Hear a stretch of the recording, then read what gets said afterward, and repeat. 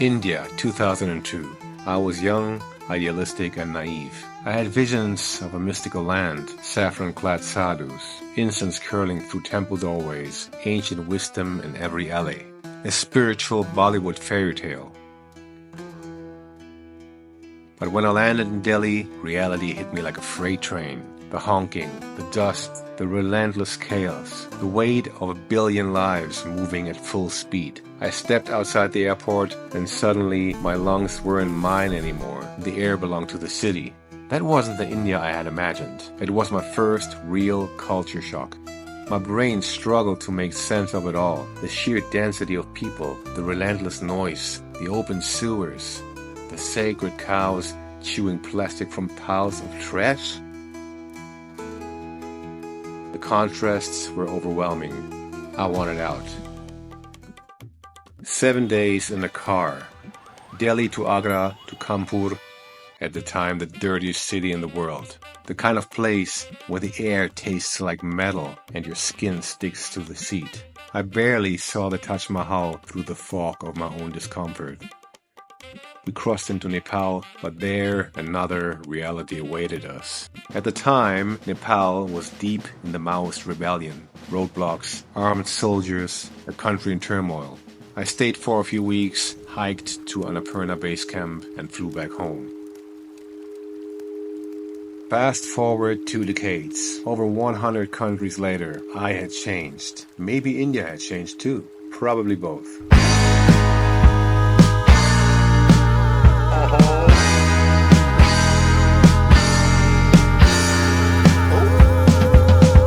Welcome to Mumbai. A mega city of 20 million, where the old and the new collide in ways that make your head spin. Despite the density of the population and the quantity of vehicles, the city seemed to be an easy reintroduction to India.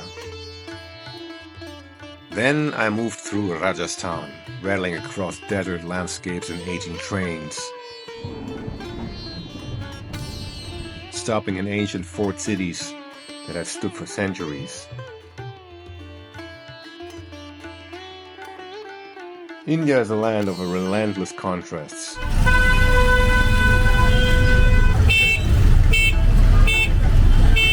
One moment, you're watching the sunset over an ancient fortress. The next, you're stepping over a pile of burning trash.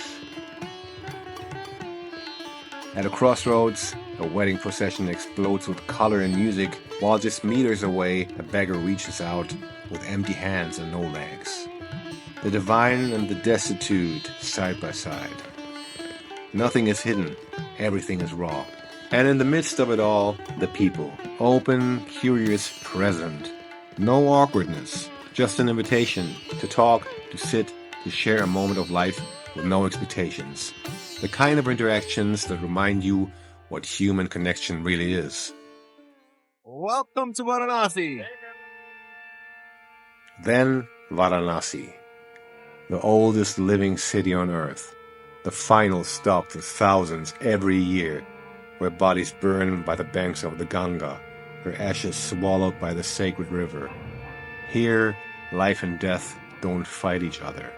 They dance. At Manikarnika Ghat, I watched the pyres burn, the scent of firewood, ghee and flesh thick in the air. The ashes of the eternal flame of the Shiva fire were smeared onto my forehead, a blessing and a reminder. This is where we all end up, no matter who we are. Death isn't the opposite of life. It's woven into it. And when you stop running from it, when you let it in, something shifts inside you.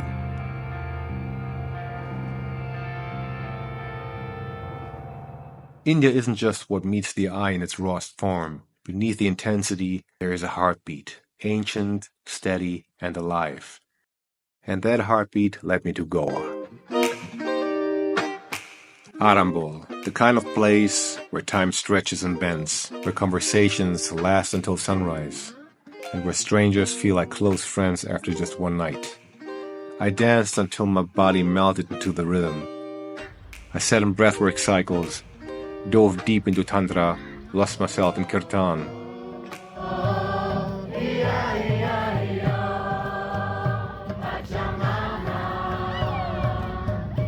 I took tabla lessons, learned some sitar, played open mics where strangers acknowledged me for my art.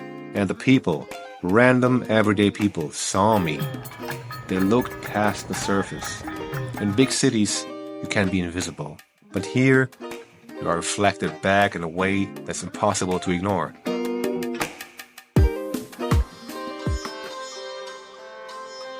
India is not this or that. It is everything.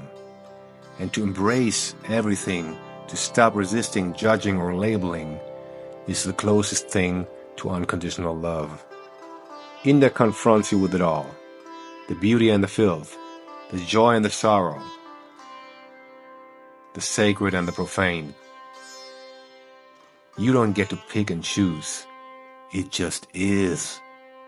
You get triggered left and right, and in the end, that shows you who you really are. That goes for everywhere and everyone. But India is just really good at pointing you there. You don't come to India to find answers. You come to let the questions strip you bare until all that's left is truth.